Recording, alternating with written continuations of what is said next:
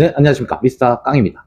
오늘은 국산차와 수입차, 벤트를 복원하는 비용이 왜 차이가 나느냐를 가지고 말씀을 드려보려고 합니다.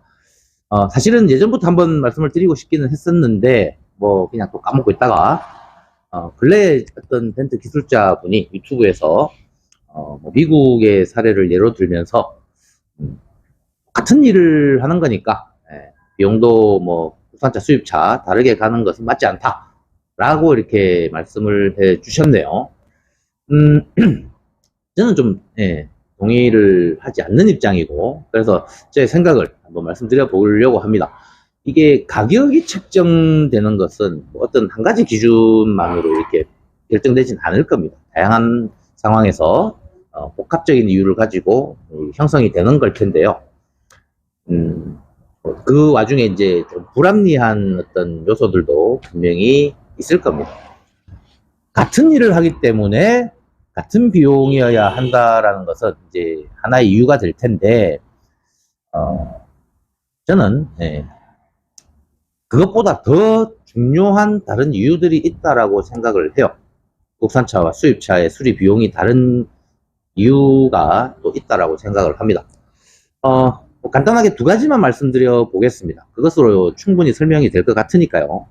일단 첫 번째, 수리를 한다는 것은 그 수리를 하는 대상이 되는 목적물의 가치에 따라서 그 수리라는 행위의 가치 또한 달라진다라고 생각을 합니다.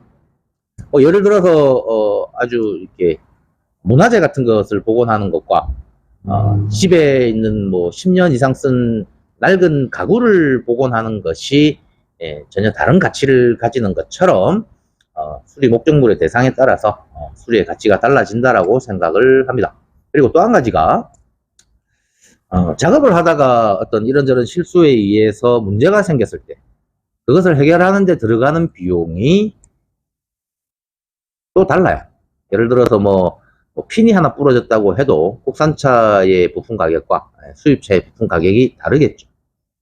또 한 가지가 예를 들어서 이제 차를 넣고 뺀다고 가정할 때 기둥 같은데 이렇게 범버가 부딪히면서 페인트가 까졌다.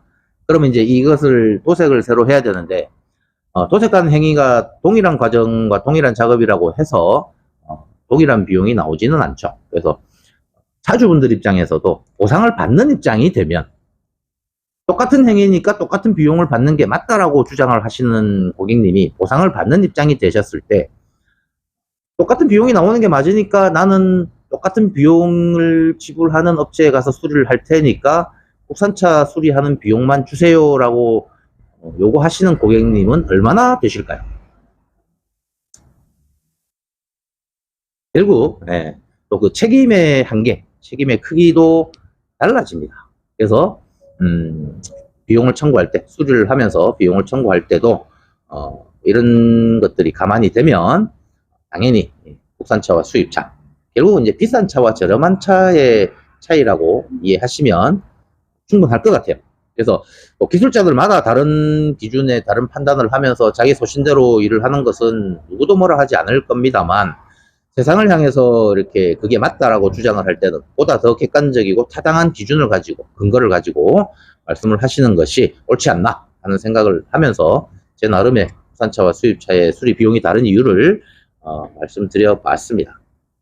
간단하게 이 정도로 마무리하겠습니다. 감사합니다.